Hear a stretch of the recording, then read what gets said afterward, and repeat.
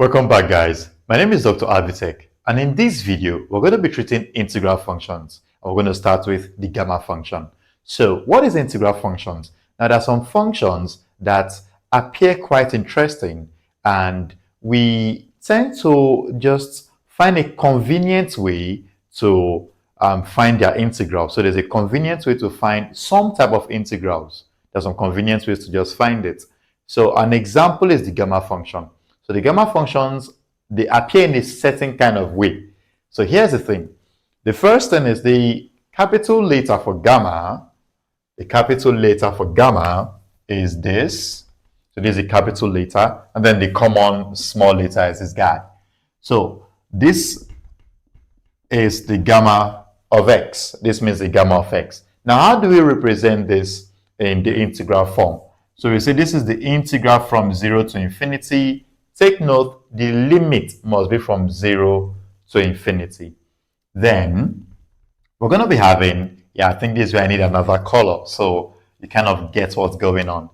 So we're going to say we're going to have t, we're going to have t, so we're going to have t, and then we're going to have x minus 1, and then e to negative t.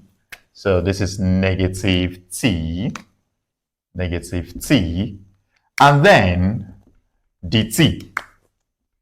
Okay, now take a look at what's just going on here. If you notice, so that you get the form and how it appears. To start with, you must always have an exponential raised to a negative exponent. So you must have an e. It's a must. You must have an e. Then you kind of notice that this is t, and this is t. Now, for whatever x value is here, the value that's going to be here is going to be 1 less than that very value. So you need to take note of this. Just because this is x doesn't mean this would also be x. So this is the convenient way, or functions written like this, we just call them the gamma function. So it's much more better. Now we're going to see examples on this and how we can evaluate integrals that look like this. Now please take note that t could be some alphabet, then this could be some number. Now let me just proceed and let's find some interesting things about the gamma function. Let us see what we can derive and how this relates to the factorial. Yeah, this relates to factorial. So let's see how they all relate. Let's see. Now I believe you agree with me that if this is the gamma of x, this basically means that the gamma, I think I should come here. So if the gamma of x is the integral from 0 to infinity of t to the x minus 1 e to negative t dt. So if that definition stands, this means that the gamma of x plus 1, so when it's x plus 1, what do? We simply replace this x minus 1 with x plus 1. So this becomes the integral from 0 to infinity t to the power of x plus 1.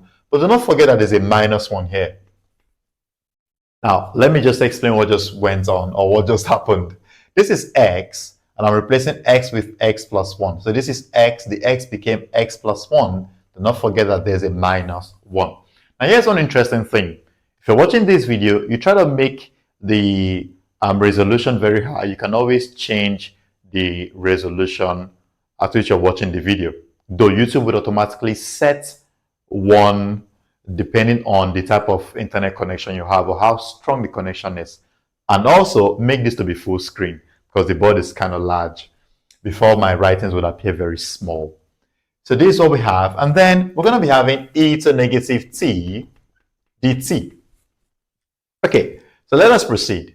Now you do agree that plus 1 take away 1, that's 0, it's gone. So this becomes the integral from 0 to infinity of t to the x e to negative t dt.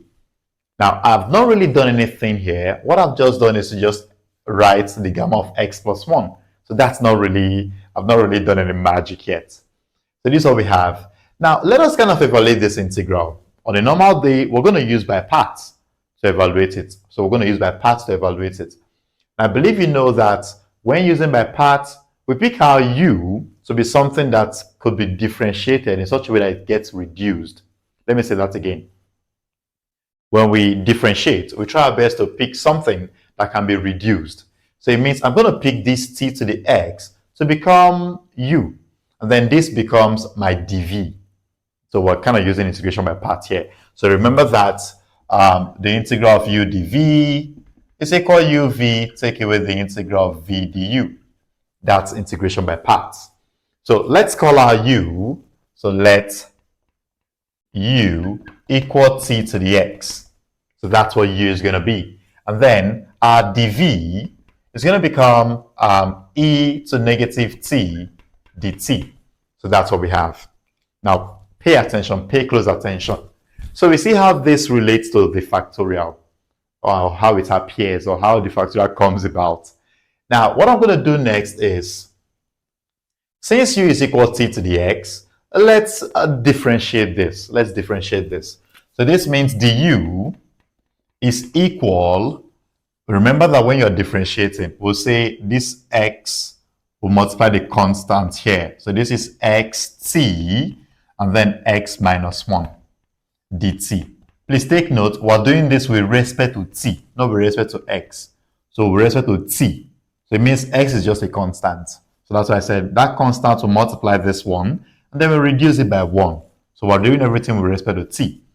Now dv is equal to this. If we integrate, we're going to have v equal, if we integrate this, this will become e to negative t divided by, when you deal with this part, you're going to have a minus 1. You're going to have a minus 1. So, and then this just becomes v equal negative e to negative t. That's what it becomes when you integrate. Okay, now let us express everything like this. Let us express everything like that. So our gamma function, or gamma of x plus 1, will then become, we'll have uv. So we're going to write uv first. So this is u, and this is v. So we have t to the x into negative e to negative t, that's uv. So we have uv. And this is from 0 to infinity. Do not forget, you must always put your limit. And then minus integral v du. So v is negative e to this. So this is negative e to negative t. And then du. This is du. Du is xt. So the x take away 1. S take away 1 dt. Okay, and this is from 0 to infinity. Now let's proceed. Now this will become, I'm going to put a minus here. So this is minus t to the x, e to negative t from 0 to infinity. Okay, that's what we have. Minus and minus will give me a plus. Minus and minus will give me a plus. Now if you notice, we're doing everything with respect to t. So if x is a multiple, x has to be a constant multiple. So I could actually kind of bring out x. I can kind of, factorize it, like bring the x outside. So this becomes x, and then integral from 0 to infinity. There should be a better way of writing this. Since we already know that, we're always putting our t term first. Always the t first. Now, I can actually put this t to the x take away 1 first. So this is t to the x take away 1. Then the e to negative t comes next. So this is e to negative t. And then dt. Beautiful. Okay, now let's kind of evaluate this guy, because this is not having an integral. So let's just put in the limits. Let's see what it's going to be. Now, we can do this very fast. First of all, let me just keep the minus out. Let me just keep that minus. Now, here's what's going to happen. We're going to put in infinity first. Now, what are we putting infinity? We're going to be putting t as infinity, meaning we're substituting t to be infinity, because we're doing everything with respect to t. So our limit is actually with t. So this will become infinity raised to the power of x, which is still be infinity. And then e to the power of negative infinity. Now, here's the thing. E to the power of negative infinity is 0.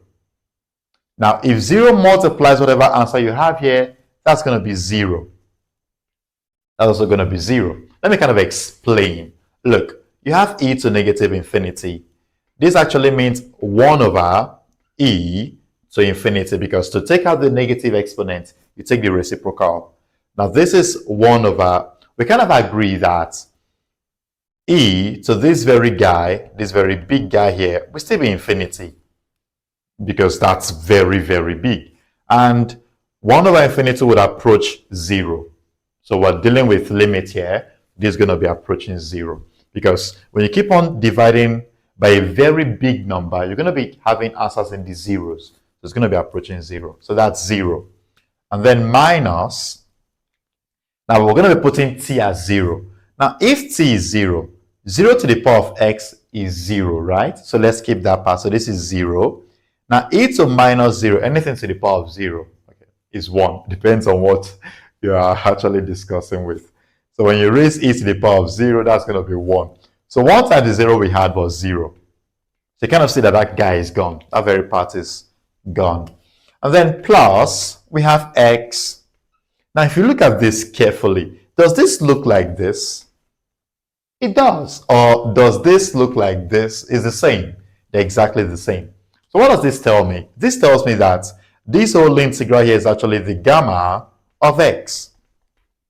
Yeah, it's the gamma of x, because the gamma of x is integral from 0 to infinity, t to the x minus 1, e to negative t, and then dt. So it's actually just the same.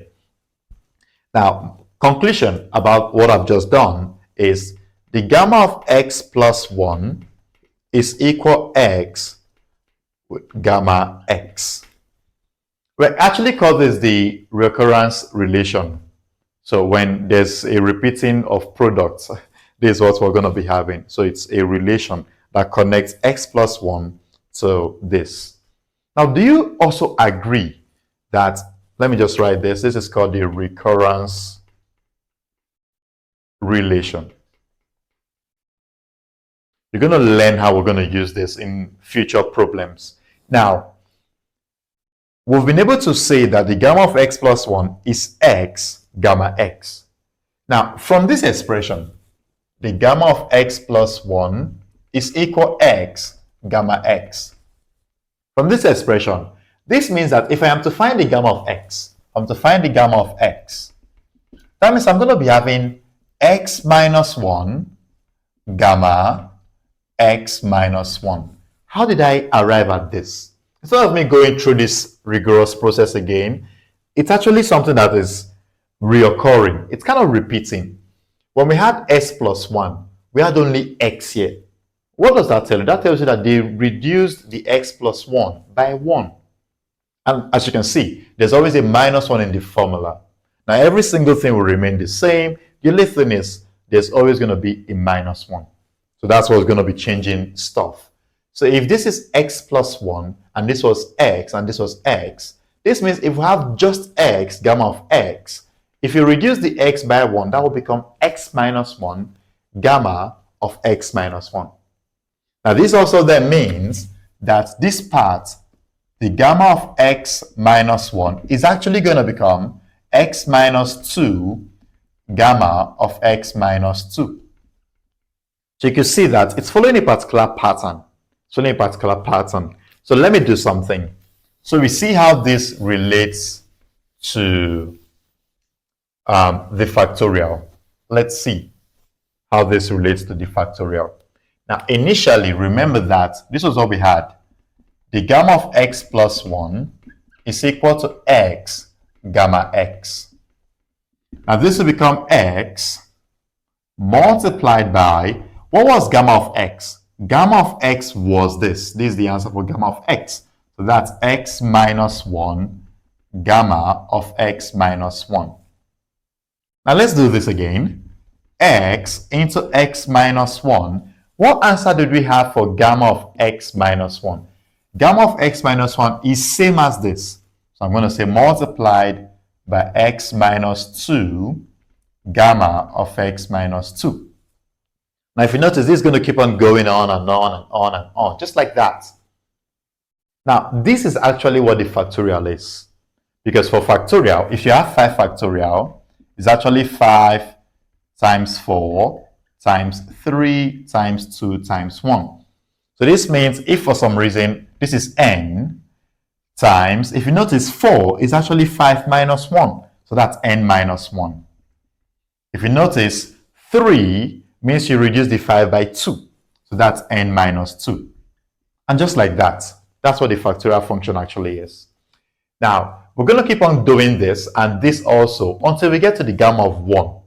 Because obviously, after getting to the gamma of 1, the next thing will become gamma of 0. Because we're always reducing by 1. Remember, we're always reducing by 1. But the gamma of 1 is just 1. I don't think I want to do that. Hold on. Do I want to do that? Okay. The gamma of 1 is just going to be 1. I think... Okay, let me kind of explain why the gamma of 1 is going to be 1. So this is x. This is x. Yeah. This is x here. So if you should put in... Okay, so the gamma of 1 is going to still be 1. So basically, every single thing here is going to just become x factorial. So every single thing is going to become x factorial. So this means that the gamma of x plus 1 is equal to x factorial. You could also see that the gamma of n plus 1 is equal to x factorial. Sorry, we're using n. So n factorial. So this basically is what the gamma function is. That's what the gamma function is. Now let us do some cheap questions here. Some cheap questions here. So here's one. Here's a cheap question. Number 1. Evaluate the following. Evaluate the following. So we're going to be saying that let A be the gamma of 6. So let A be the gamma of 6. So the gamma of 6, from what we've just done here, the gamma of 6 is actually going to become 6 minus 1 factorial. Now take a look at this carefully. Gamma of 6, remember if you have x plus 1, when it comes to the factorial part, you're going to reduce by 1. You're going to reduce by 1. So let me just say that the gamma of x, when it's just a number, it's going to become x minus 1 factorial, following what we've been doing. You're always going to be reducing by 1. So this becomes 5 factorial. So what would this become? This would just become 5. Oh, that's not fine. So this will become 5 times 4 times 3 times 2 times 1. So that's 120. So that's what the gamma of 6 is going to become. B, we're going to be evaluating the gamma of, let's say 6. Oh, we've done 6 before, but it's fine. And the gamma of 4. Now, please take note, you don't actually cancel out. We don't do that. So you don't say 2 here, 3, 2 here, 2. You don't do that. So let's proceed. What would the gamma of 6 be? The gamma of 6 is actually 5 factorial. Then what's the gamma of 4? Gamma of 4 is 3 factorial. That's what it's going to be. Because we're always reducing by 1. We're always going to be reducing by 1. Now, what is 5 factorial? That's 5 times 4 times 3 times 2 times 1. Then, what is 3 factorial? That's 3 times 2 times 1. But the good thing is this, because in future problems, I won't be repeating this.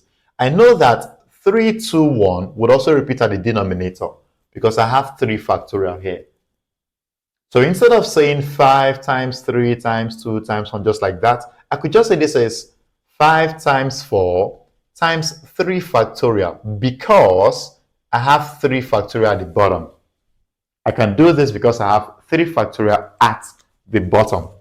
So instead of any of these two is correct, but sometimes your numbers can be very, very big. So instead, you just stop somewhere because the guy at the bottom will be having it. The guy at the bottom is going to be having it.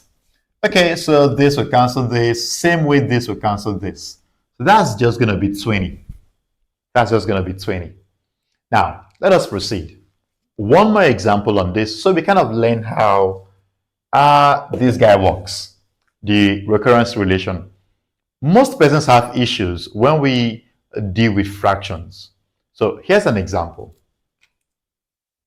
Given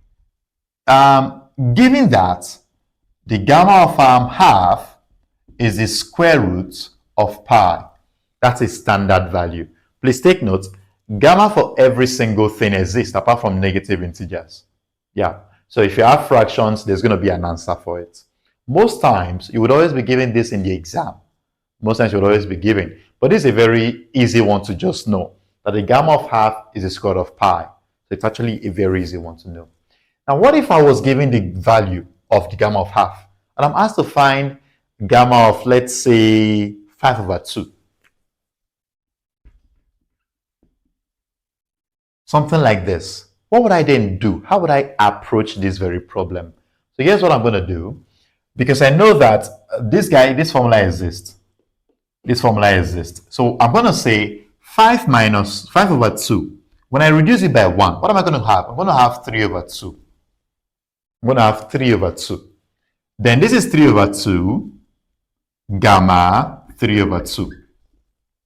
Take a look at this again, because remember, in future problems, I would just proceed with the assumption that we've done this earlier. So this 5/2, remember that you're always reducing by 1. So 5/2 minus 1 is actually 3/2. You kind of take LCMs and just reduce. So this is what you're going to have. But this is not your final answer. So this will become 3/2 times, what is the gamma of 3/2? The gamma of 3/2, you first of all have to start by saying, what is 3/2 minus 1? 3/2 minus 1 is 1/2. And then this will be 1/2 gamma 1/2. Something like this. It's appearing beautiful. So this is 3/2 times, 1/2. And then the gamma of half has been given to us as root pi. So this is root pi. So this will then become 3 times 1 is 3. 2 times 2, that's 4. And then we'll have root pi. So as you can see, it's actually very easy by using the recurrence formula. This happens for all fractions. It works for all fractions. Yeah, but sometimes it's always beautiful with 1/2. Always beautiful with this. So in the next video, we're going to see how to solve problems about gamma function. So this will be all for today. Remember to hit the subscribe button, like this video, and share it across to your classmates. See you next time.